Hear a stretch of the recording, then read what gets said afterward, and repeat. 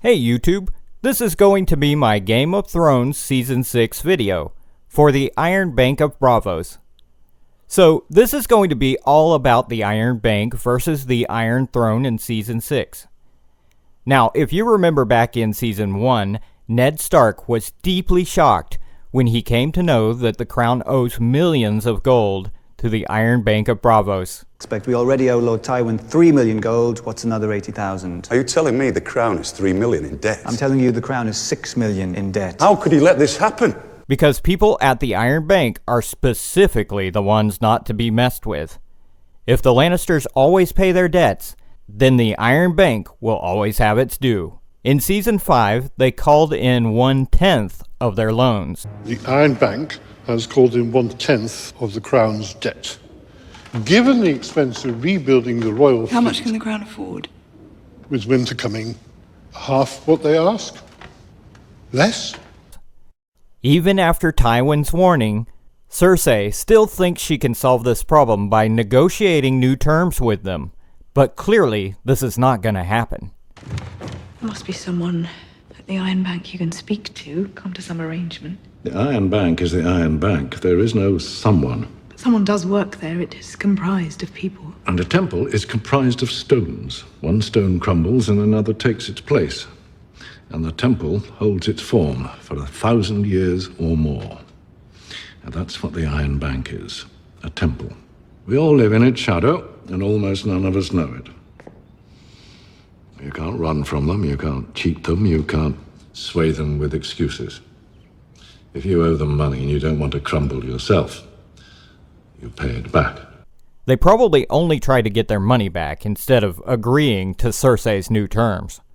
Remember, the bank only had their faith in Tywin Lannister, but he is dead, and they funded Stannis, hoping he would pay back the loan after taking over the Iron Throne, but he was defeated by the Boltons in the north. With Stannis gone, they might be furious, getting their money back. In the books, A Feast for Crows, they already called out their outstanding debts from all over the Seven Kingdoms. Probably the same thing is going to happen in Season 6, which will result in an economic chaos throughout Westeros. With winter coming, the situation will be worse than a crisis. You're losing the people. Do you hear me? The people. You think I care? You might find it difficult to rule over millions who want you dead. Half this city will starve when winter comes, the other half will plot to overthrow you. Now the real question is, where will the Lannisters go for the money? The Lannisters may be the wealthiest house in all Seven Kingdoms, but they don't have the money to pay the bank. Do you know how much gold was mined in the Westerlands this past year? Haven't a clue. Go on, your best guess. Pounds, tons, ounces. Doesn't matter, the answer's the same. It can't be. Our last working mine ran dry 3 years ago. Then how do we pay for anything? Tyrells are the only alliance they can turn to. The Tyrells are our only true rivals in terms of resources, and we need them on our side. Cersei should have accepted Mace Tyrell's offer, but the situation has gotten worse now.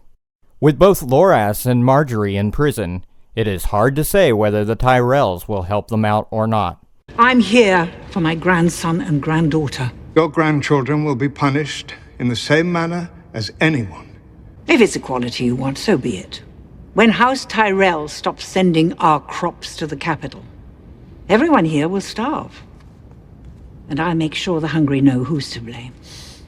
If the bank didn't get their money, they will start funding the enemies again. One way or another, they always get their gold back. What if Littlefinger used this chance? He is more than an opportunist. We know he has a long-term plan. There aren't 1,000 blades. There aren't even 200. I've counted. I'm sure you have. Ugly old thing. Yet it has a certain appeal. The Lysa Arryn of chairs. Shame you had to settle for your second choice. Early days, my friend. It is flattering, really.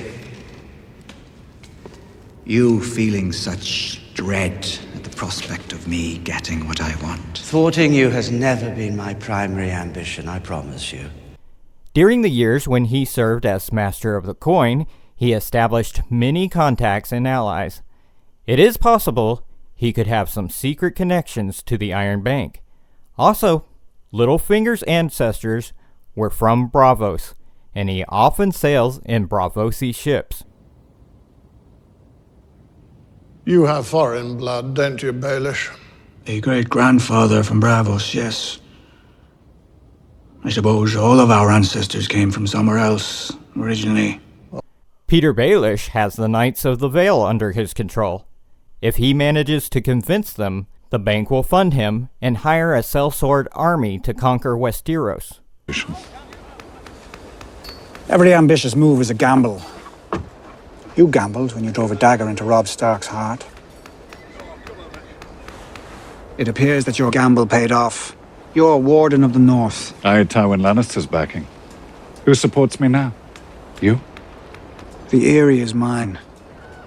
The last time the Lords of the Eyrie formed an alliance with the Lords of the North, they brought down the greatest dynasty this world has ever known. Again, the Littlefinger part is only an assumption. There is also another speculation that the Iron Bank alone has the potential to hire 300,000 sellswords, which could be more than enough to conquer King's Landing. So they don't have to depend on others to do this job. One thing's for sure, the Iron Bank definitely won't negotiate any new terms with the Crown, and possibly call out their outstanding debts in Season 6. So that's all. Thanks for watching. Like and share this video, and don't forget to subscribe.